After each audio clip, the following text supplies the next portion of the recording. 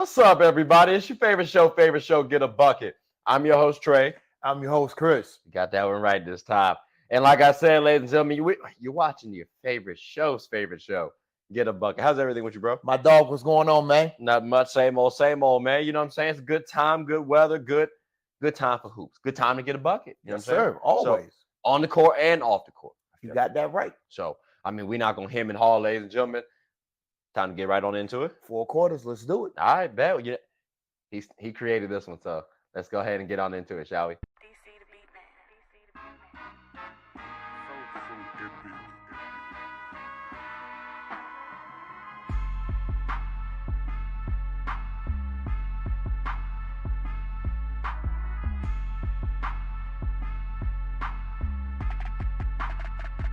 So this topic has been talked about, but we gonna give our own little twist to it.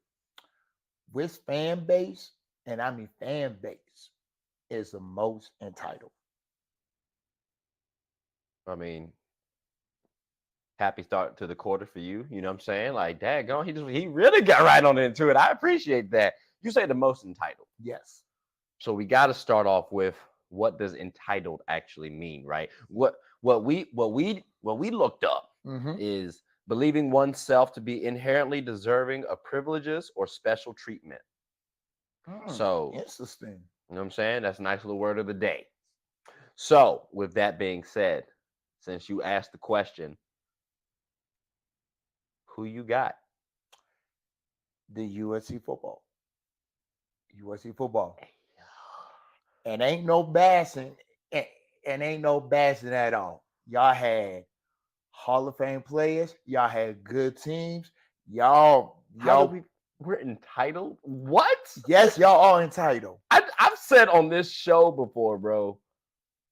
I I always feel like we start off strong and then mess up somehow, some way. I don't think that come off as entitled. To me, it does. That's crazy. Okay, so how do you feel like we're entitled? Because no. Because y'all was the top of the game for the past like 20 years. 20 years. Right. From Matt Liner, Carson Palmer, I can go on and on and on. Right. On and on and on. But y'all had one title. One title since the turn of the 21st century. You telling me that it's not championship or bust for USC football? No, it's not. No, it's not. Are you kidding me? And that's why I'm trying to figure out where the entitlement piece came from.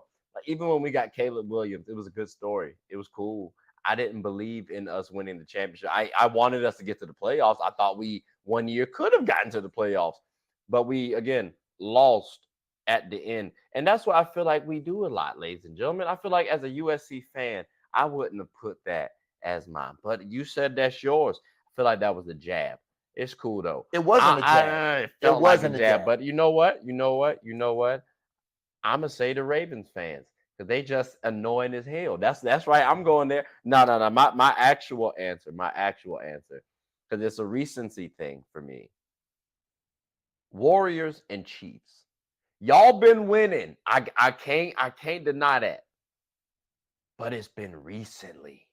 Like, let's not act like y'all got a gang of championships. Like, the bulk of the Warriors came after 2015.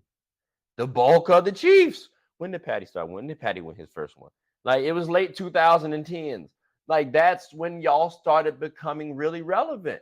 Because before that, respectfully, good, okay teams, competitive, ain't win nothing. So in terms of entitled for right now, I would say them. You know what I'm saying? But if I had to put a winner for all time, it might have to be a team like the Cowboys. Because Cowboys fans do feel like they deserve a championship on their roster now, that it is fair based on talent. You ain't done much in the playoffs either. So I might say them, but I have heard Laker fans as well too.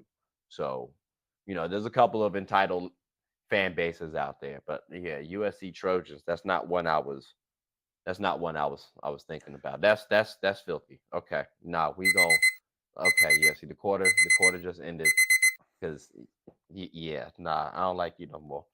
Ladies and gentlemen, what we're gonna do is take a quick hiatus. He may or may not be back for the rest of the show. We'll see how it goes.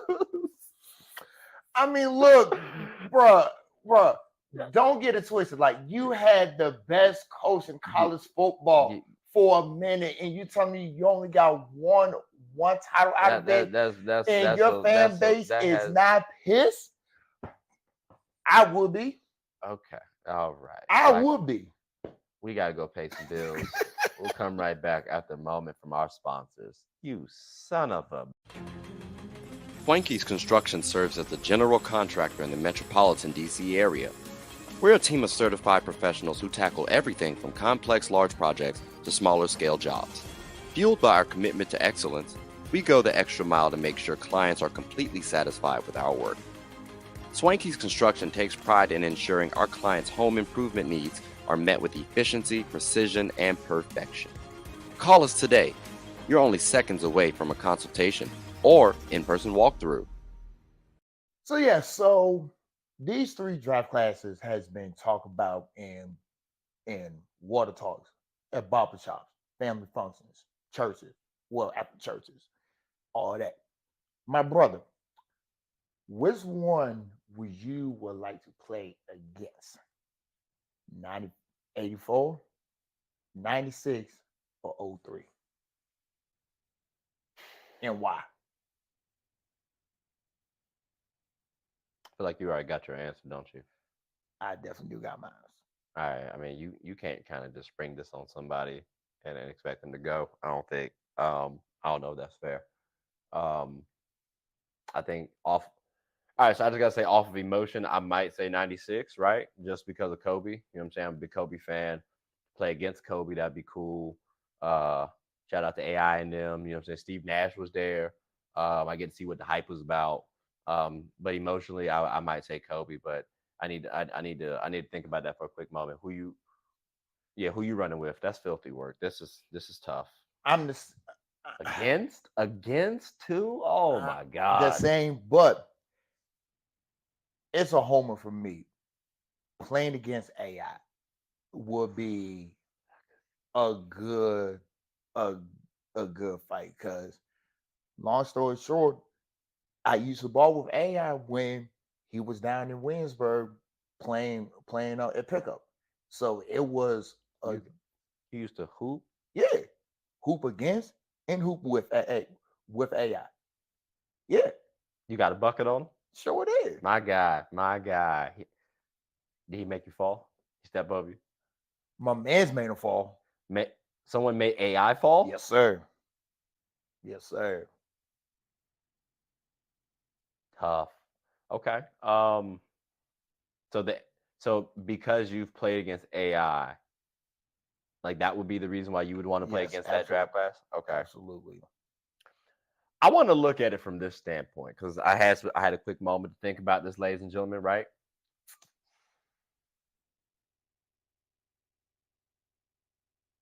To play against, yeah, it's tough. Like, 'cause if I want to play against 84, it would be interesting going up against Jordan and Hakeem. It's rocking. You know what I'm saying? Like, I think Sam Perk, Charles Barkley. That I think you know what I'm saying. There's some good players. Um, Not Kevin Durant, Devin Durant. Uh, It's just a little joke, ladies and gentlemen. But although he was drafted in the second round, but still, I would like to play against those boys though. Braun and them though does kind of seem to have a little allure to it. Cause shout out to Steph Curry for beating Braun. I'm about 6'2", 6'3". I feel like I can do the same thing. Like gave a little inspiration to the young light skinned lad. I ain't mad at him. So like there's a bevy of reasons why I might want to play against those boys. Yeah, I think ultimately though my answer might have to go 96 just because of Kobe. But I wouldn't mind playing against Jordan. I wouldn't mind playing against D Wade, Braun, My second Melo, Chris Bosh. Like my second choice will be the 84 club. 84. mm, Because how cool it would be playing playing against playing against the GOAT and also one of the best unappreciated centers of all time. I mean, that right there would be like an actual gift. Yeah. And then if you look at it from this standpoint too, I mean, that 84 class could be viewed, I mean, not from top down, but they Top, won championships they from sure like did. 90 to 98. So I mean, I'm That's just true. saying, That's true. like that's an 8 year span of winning championships. '03 didn't have that, 96 ain't have that. So it would be cool to go up against a more dominant, you know what I'm saying? At least top heavy roster. But yeah, no, yeah, either way you look at it, I think those are three good answers to pick. So three tough ass matchups too, though. Three very tough matchups. So you better make sure you stretch, ladies and gentlemen, hydrate, all that good stuff. Hmm. We are curious though, who What's y'all y'all answers? exactly. So definitely comment below. But as y'all heard, the quarter did just end. So what we're gonna do is take a quick little hiatus, pay some bills. But when we come on back, you know, so we got more basketball to talk about. So hope y'all stay with us. We'll be right back. Hooping is an activity that can be enjoyed by all. It's a team game about getting and stopping buckets. Everyone's always rushing to the gold. Well, make sure to rush and watch Team Gold Rush, one of the best teams in the Special Olympics of Virginia. Team Gold Rush even has former NBA All-Star participants on the team. Clearly, they've struck gold. Ready to suit up and practice? I know. We talking about practice. Not a game, not a game. We talking about practice. Practice still makes perfect. So when the opponent starts hitting their shots, Team Gold Rush can bounce back due to their training. Remember, offense sells tickets and defense wins championships. Watch us get a bucket and rush for the gold. We aim to be that gold standard. So want a team where you can win and have fun? Team Gold Rush is your number one. Hey, question, boss. That's good. What's a dominant center? What is a dominant center? Mm. I mean, speaking All of a right. dominant center, Because you say dominant, right? We know what center is, but hmm dominant, ladies and gentlemen, yes, what we looked up is most important, powerful, or influential. So knowing that, what's your definition of dominant center? my definition of a dominant center is somebody that can be a focal point of your offense, can be a three level score from in the paint, mid range, and if you're lucky, a 3-point maker. Can you rebound at uh at a good rate? Can you make your teammates better? And lastly, can you be not only a good defender as a good defender, but also a two-way player as well too. So that's mine. What's yours?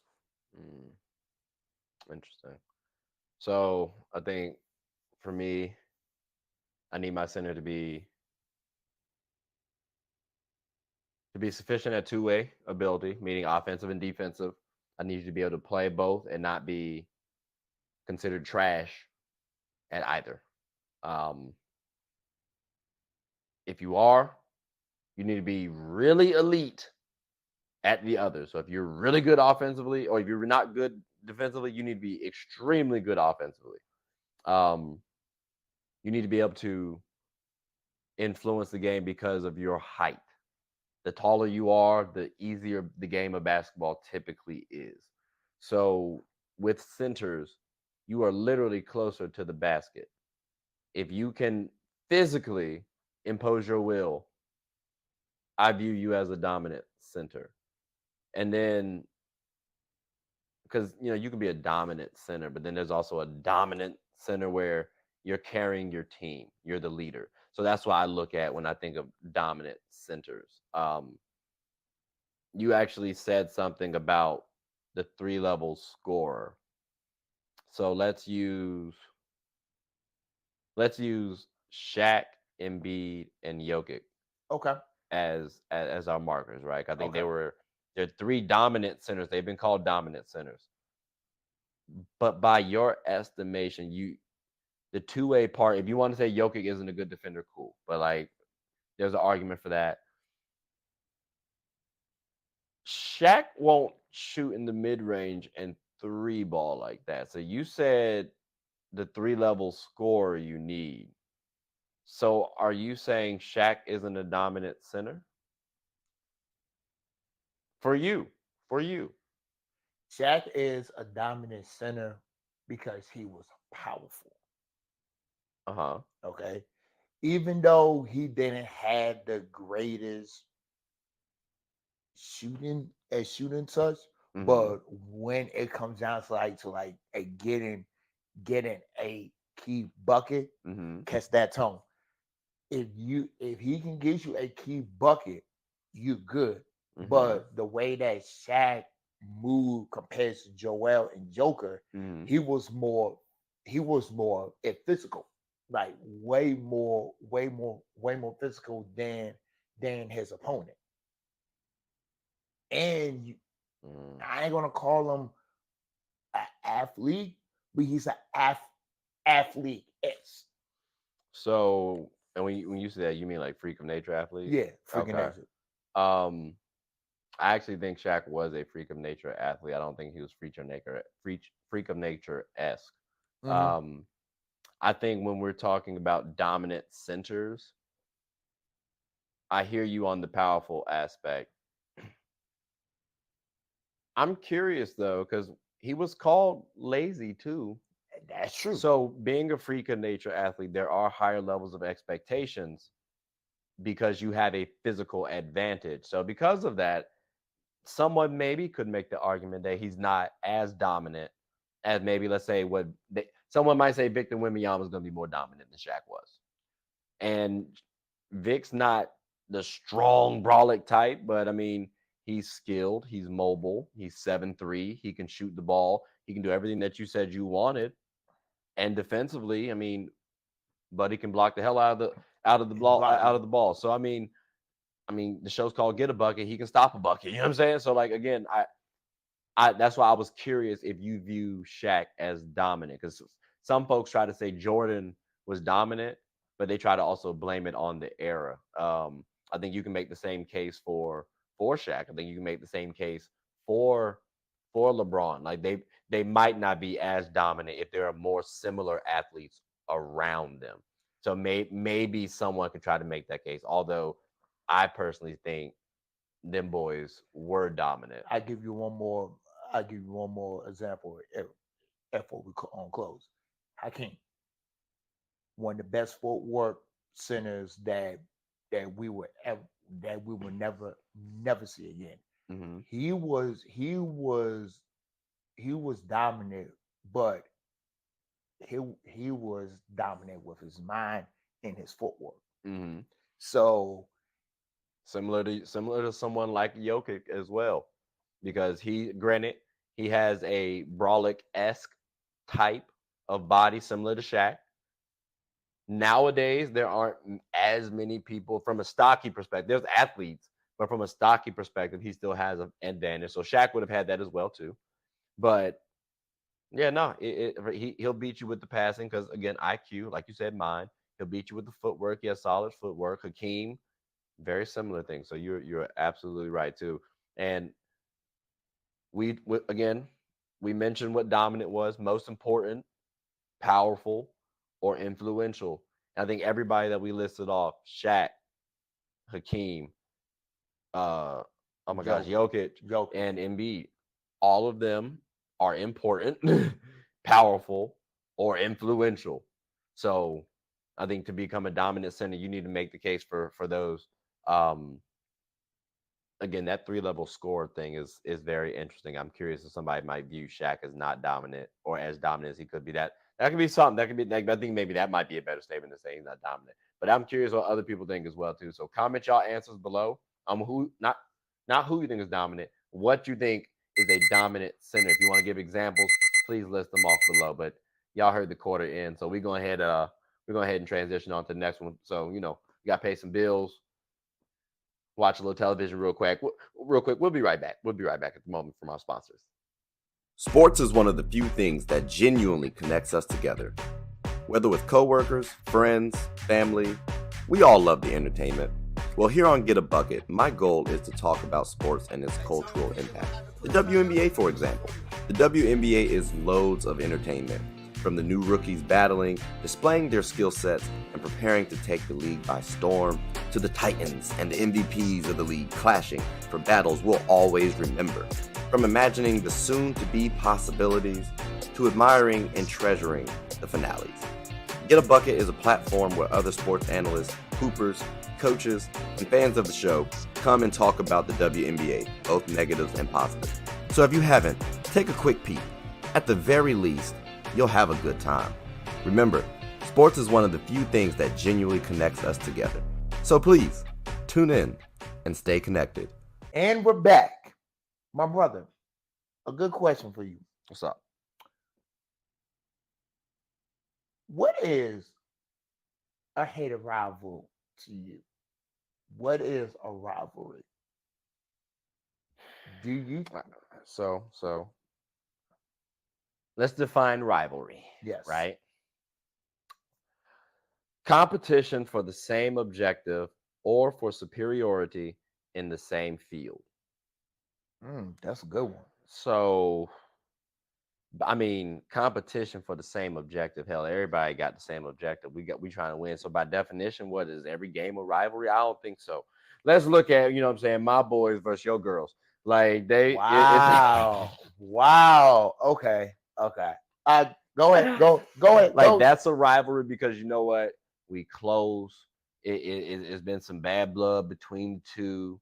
So there's a history involved. Has the hatred of a rivalry has been diminished? Like has the hatred of a rivalry has been gone? Okay. Again, my boys versus the Fart Heels, right? You got a hated rivalry there. Clearly, by you could tell. I think it has diminished a smidge. I agree. If we're talking professional basketball, like NBA, there aren't too many rivalries right now. Like, for example, a couple years ago, I thought Warriors versus Grizzlies could have been something. Yes. And that's gone now. So I think we're at a point in time where rivalries may be starting to form up. But until that time, yeah, no, it's looking a little tough nowadays. What about you? Do you feel like rivalries are gone, or I definitely feel like the rivalries and the hatred has diminished. And I can give you three good examples, if that's okay with you. let's list them off one by one. Let's see Okay, how they. one by Let's see how we one. take them. See how we Okay, take them. whatever. Pistons versus Bulls, mid 80s, half through the 90s. Okay. Chicago and Detroit hated one another. Yeah. And they had that thing called the Jordan rules. Yeah. You don't hear that from any other team. Just for one person and one person only. Anybody but Jordan can beat us. Yeah. Okay. That's fair. That's fair. Well, what about your next one? My next one, 4 minute, the Lakers versus Kings. Okay. In the early 2000s. I thought like that was going to spark up more, but like for like those 3 years, that was pretty much Northern California versus Southern California. See, I didn't look at the Kings as our rivals. I thought they were a good team that we had to beat, a team that could beat us. Mm-hmm. But I also looked at the Spurs too, the Trailblazers. So I don't know about that as a rivalry. That might be more so an era and style of basketball that you're talking about. So I think it was easier to have a rivalry form up Mm-hmm. back in the day. Yeah. You also got players kind of moving around a little bit more, I think. So because of that, it might be a little harder to form up a rivalry. Like the last one we had was with Braun and Curry, but that's because they both were going back to the finals like all the time. So okay, that's a rivalry right there, right? But nowadays, I think we're searching for a rivalry. Let me ask you this: what's one rivalry that you would want to see pop up right now in the NBA? Chet versus Victor. Mm, Chet versus Victor. Because we has been lacking a big man rivalry for a long, long, long, long time. We had Dirk versus Timmy, Timmy versus KG, KG versus Dirk. I, I mean, you had Zoe, you had Alonzo Mourning versus Patrick Ewing. I mean, it'd be nice. I think because of like Embiid and Jokic, I think there's a rivalry there, but it's not. I don't think it's because of them two Mm-hmm. having a hatred for one another or a Right. hatred for one another. That's more so the media pitting them together. They're MVP candidates, right? So Vic, Wimby, they were drafted like rookie of the year potential this year. Vic beat them. I could see something, possibly brewing up. Um, I want to look at Shea and Ant Man You talking as a about good Ant-Man. rivalry Yeah. because right now they're young guards. They're Same division. dynamic. They're both MVP candidates. Same They're division. young, so I gotta imagine them as a rivalry. And they both seem like they have a good head on their shoulders. They do. Both cocky, but they're also backing it up too. So because of that, I gotta go Shea and Ant Man. Especially when we're trying to highlight bigs in the upcoming years. It'd be nice to have a focal point for the guards, and I Yes. think they could be that. Yes. I definitely do. Yes. I also want to give a runner up too, since you said that one was yours as well. I would love to see although not from a competitive standpoint, a rivalry between Jason Tatum and Jaylen Brown because I think they can push Yes. one another. Yes. So I would love to see a rivalry, an internal rivalry where they push one another. Don't have an ego on who is viewed as better. I think that's what the best version of themselves actually will be. So it's a fun teammate rivalry to have. Like when I was playing some of my boys, some of my teammates, I enjoyed actually playing against them because you learn how to become a better player. They're good players. Like some of my teammates actually played college. Mm-hmm. So I didn't play college, so it's going to make me better if I play against them. Exactly. So like, I'm not saying they're my rivals, but again, it brought out a I guess not dominance, but I guess it brought out a nice little charge in me where I said, okay, I want to actually practice or work out more, whatever the case may Yes. be. So with Jason Tatum and Jaylen Brown, if they want to be dominant, this would be a wonderful rivalry for them. So I would say those would be two solid rivalries because I want to throw Jimmy in there, but he too old. Luca, I don't know how long Luca gonna be out here. You know what I'm saying? Like Buddy's really 32 in basketball years, if I'm being honest. So um yeah, everybody's kind of getting older now. You got to pick some young, you got to pick some youngish type players. So, yeah. but I'm curious who y'all think, mind you. Anybody with Duke, we breed good rivalries. You know what I'm saying? But I mean, we ain't listen to nobody that came from UNC. I'm just saying.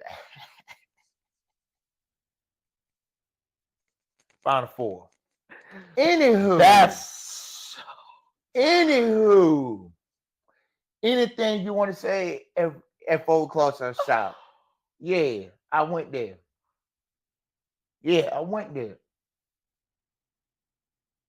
Mm-hmm. Mm-hmm. You thought that I didn't have that I you thought that I didn't I ain't got nothing else to say to you, bro. Go ahead in this thing. Go ahead. I don't care no more. I hope none of y'all subscribe. But no, all jokes aside, thank y'all for watching it. Please, please, please, please like and subscribe. Tell anybody who's anybody about the best damn sports show on the planet. My name is Chris. My name is Trey. Yeah, with the host of Egg the Bucket. Hope y'all have a good day. Take care. Take care.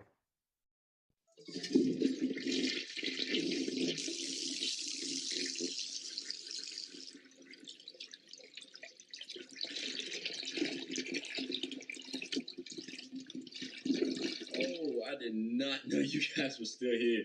As you can see, we're at the back end of the show. No pun intended, but look, hope you all enjoyed it. And before you go, please subscribe to the YouTube channel, follow the IG account, share the content to anybody who's anybody. And most importantly, leave your thoughts and comments below. But I got to go back and play Buddy in 2K, so let me unmute him real quick. Excuse me. Hey, boss, I'm back. Nah, you better